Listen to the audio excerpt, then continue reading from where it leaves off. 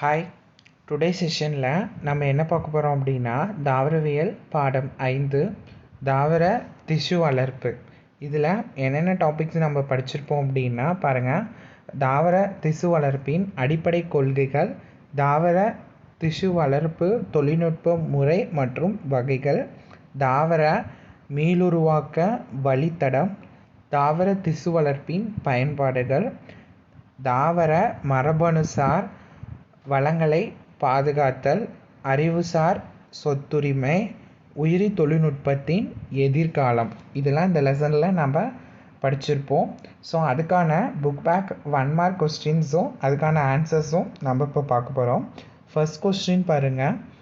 முழு ஆக்குத்திறன் என்பது என்ன அப்படின்னா, எந்த தாவர செல் அல்லது பிரிகூறிலிருந்து ஒரு முழு தாவரத்தை உருவாக்கும் திறன்.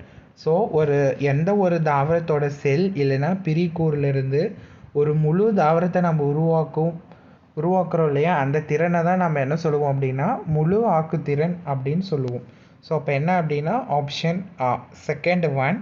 அடுத்தது பாருங்கள், செகண்ட் கொஸ்டின். நுண்பெருக்கம் இதை உள்ளடக்கியது. ஓகேவா, நுண்பெருக்கம் வந்துட்டு எதை உள்ளடக்கியிருக்கு அப்படின்னு பார்க்கலாம். ஸோ பார்த்தீங்க அப்படின்னா நுண்ணுயிரிகளை பயன்படுத்தி தாவரங்களில் உடல் வழி பெருக்கமடைய செய்தல்.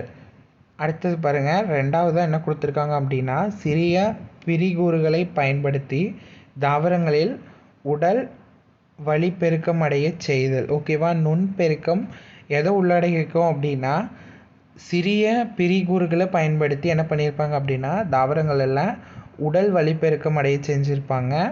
ஸோ அப்போது அதை தான் வந்துட்டு நம்ம என்ன பண்ணியிருப்போம் அப்படின்னா நுண்பெருக்கம் அப்படின்னு சொல்லியிருப்போம். ஸோ அப்போது என்ன அப்படின்னா செகண்ட் ஒன் ஆப்ஷன் தான் கரெக்டு. ஓகேவா, ஸோ அதுதான். ரிமைனிங் 2 வந்துட்டு நம்ம அதை கன்சிடர் பண்ணவே தேவையில்லை. ஓகே, அடுத்தது பாருங்கள், தேர்ட் கொஸ்டின். கீழ்கண்டவற்றை பொறுத்துக. ஓகேவா, ஸோ முழு ஆக்குத்திறன் அப்படிங்கிறது என்ன சொல்லுவோம் அப்படின்னா முழு தாவரமாக வளரக்கூடிய உயிருள்ள செல்களோட பண்பை தான் வந்துட்டு என்ன சொல்லுவோம் அப்படின்னா முழு ஆக்குத்திறன் அப்படின்னு சொல்லுவோம். வேறுபாடு இழத்தல் அப்படிங்கிறத எது சொல்லுவோம் அப்படின்னா முதிர்ந்த செல் வந்துட்டு மீண்டும் என்னவாகும் அப்படின்னா ஆக்கு திசுவாக மாறுபாடு அடையும். ஓகேவா, ஸோ அதை தான் என்ன சொல்லுவோம் அப்படின்னா வேறுபாடு இழத்தல் அப்படின்னு சொல்லுவோம். அடுத்தது பாருங்கள், பிரிகூறுன்னு எதை சொல்லுவோம் அப்படின்னு பாருங்கள் வளர்ப்பு ஊடகத்திற்கு தேர்ந்தெடுத்த தாவர திசுவை மாற்றுதல். அதை தான் வந்துட்டு நம்ம என்ன சொல்லுவோம் அப்படின்னா பிரிகூறு அப்படின்னு சொல்லுவோம். அடுத்தது என்ன பார்த்தோம் அப்படின்னா வேறுபாடு உறுதல் அப்படின்னு ஒன்று பார்ப்போம். வேறுபாடு உறுதல் அப்படின்னா என்ன அப்படின்னா செல்களின் உயிரி வேதிய மற்றும் அமைப்பிய மாற்றங்களை நம்ம என்ன சொல்லுவோம் அப்படின்னா வேறுபாடு உறுதல் அப்படின்னு சொல்லுவோம். ஸோ இப்போ என்ன அப்படின்னா ஃபஸ்ட்டுக்கு சி ஆப்ஷன், செகண்டுக்கு வந்துட்டு ஏ ஆப்ஷன், தேர்டுக்கு வந்துட்டு டி ஆப்ஷன், அண்டு ஃபோர்த்துக்கு வந்துட்டு என்ன அப்படின்னா பி ஆப்ஷன். ஸோ அப்போது இந்த ஆர்டர் எங்கே இருக்குது அப்படின்னு பார்த்தீங்க அப்படின்னா ஃபஸ்ட் ஆப்ஷனில் இந்த ஆர்டர் இருக்கும், சிஏடிபி. ஓகேவா, ஸோ இப்போ ஆன்சர் வந்துட்டு ஆ. அடுத்தது பாருங்கள், ஃபோர்த் கொஸ்டின். இது வந்துட்டு ஒரு கோடிட்ட இடத்தை நிரப்புக. ஓகேவா, ஸோ நம்ம என்ன கொடுத்துருக்காங்க அப்படின்னு பாருங்கள். தன்னழுத்த கலனை பயன்படுத்தி நுண்ணுயிர் நீக்கம் செய்வதற்கு டேஸ் நிமிடங்கள் மற்றும் டேஸ் வெப்பநிலையில் மேற்கொள்ளப்படுகிறது அப்படின்னு கேட்டிருக்காங்க. ஸோ நம்ம படிச்சிருப்போம் 15 to 30 நிமிடம் வந்துட்டு என்ன பண்ணுவாங்க அப்படின்னா டைமிங் எடுத்துப்பாங்க. அடுத்தது எப்படி இருக்கும் அப்படின்னா 121 டிகிரி செல்சியஸில் இது வந்துட்டு என்ன பண்ணுவாங்க அப்படின்னா யூஸ் பண்ணுவாங்க. ஸோ அப்போ எந்த ஆப்ஷன் பார்த்தோம் அப்படின்னா செகண்ட் ஒன் ஆப்ஷன். அடுத்தது பாருங்கள், ஃபிஃப்த் கொஸ்டின். பின்வருவனவற்றில் சரியான கூற்று எது அப்படின்னு கேட்டிருக்காங்க. சரியான கூற்று எதுன்னு நம்ம கண்டுபிடிக்கணும். ஃபஸ்ட்டு பாருங்கள், ஆ கூற்று. அகார் கடற்பாசியில் இருந்து பிரித்தெடுக்கப்படுவதில்லை அப்படின்னு கொடுத்துருக்காங்க. ஸோ அது என்ன அப்படின்னா தப்பு. அடுத்தது பாருங்கள், கேலஸ் வேறுபாடுறுதலை மேற்கொண்டு உடல் கருக்களை உற்பத்தி செய்கிறது அப்படின்னு சொல்லியிருக்காங்க. எஸ், இது வந்துட்டு என்ன அப்படின்னா கரெக்ட். ஓகேவா, ஸோ அப்போது இந்த கூற்று தான் கரெக்டு நமக்கு தெரிஞ்சிருச்சு. ஸோ அப்போ ரிமைனிங் இருக்கிறது என்னவாக தான் இருக்கும் அப்படின்னா ராங்காக தான் இருக்கும். ஸோ அப்போ என்ன அப்படின்னா நமக்கு ஆ ஆப்ஷன். ஓகேவா, ஆ செகண்ட் ஒன். அடுத்தது பாருங்கள், சிக்ஸ்த்து கொஸ்டின். பின்வரும் கூற்றிலிருந்து தவறான கூற்றை தேர்ந்தெடுக்கவும். ஓகேவா, ஸோ இது என்ன அப்படின்னா எந்த கூற்று வந்துட்டு தவறாக இருக்குது, ஓகேவா? ராங் ஸ்டேட்மெண்ட் கேட்குறாங்க. ஸோ ஃபஸ்ட்டு பாருங்கள், இதய அடைப்பிற்கு பயன்படுத்தப்படும் ஊட்டபானம் டிஜாலிசிஸ் பர்பியூரியாவிலிருந்து கிடைக்கிறது அப்படின்னு சொல்லியிருக்காங்க. ஸோ இது என்ன அப்படின்னா கரெக்டு தான், ஓகேவா? என்ன அப்படின்னா ஸோ இதய அடைப்பிற்கு பயன்படுத்தக்கூடிய ஊட்டபானம் வந்துட்டு என்னவாக இருக்கும் அப்படின்னா டிஜாலிசிஸ் பர்பியூரியாவில் தான் வந்துட்டு என்ன பண்ணும் அப்படின்னா கிடைக்கும்.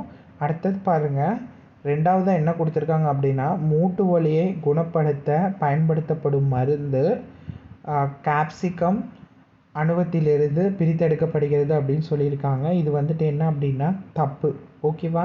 ஸோ அப்போது இதுதான் என்னவாக இருக்கும் அப்படின்னா தவறான கூற்றாக இருக்கும். ஸோ ரிமைனிங் இருக்கக்கூடிய ரெண்டும் என்ன தான் அப்படின்னா சரியான கூற்று தான். நீங்கள் அந்த கூற்று படித்து பார்த்தீங்க அப்படின்னாவே உங்களுக்கு தெரியும், ஓகேவா?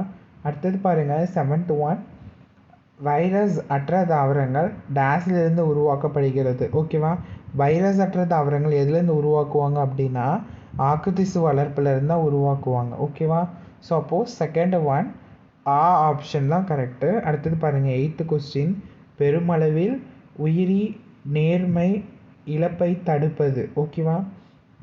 எது அப்படின்னா உயிரி பாதுகாப்பு அப்படின்னு சொல்லுவோம், ஓகேவா? ஸோ அப்போ என்ன அப்படின்னா third one option. 9th question பாருங்கள், உறைக்குளிர் பாதுகாப்பு என்பது தாவர செல்கள், திசுக்கள் மற்றும் உறுப்புகளை பாதுகாக்கும் செயல்முறைக்கு, ஓகேவா? செயல்முறைக்கு ஃபர்ஸ்ட் ஒன் என்ன அப்படின்னு பாருங்கள், ஈத்தரை பயன்படுத்தி மிக குறைந்த வெப்பநிலைக்கு உட்படுத்துவது, திரவ நைட்ரஜனை பயன்படுத்தி மிக உயர் வெப்பநிலைக்கு உட்படுத்துவது, தாவர நைட்ரஜனை பயன்படுத்தி மிக குறைந்த வெப்பநிலையான -196 டிகிரி செல்சியஸுக்கு உட்படுத்துவது.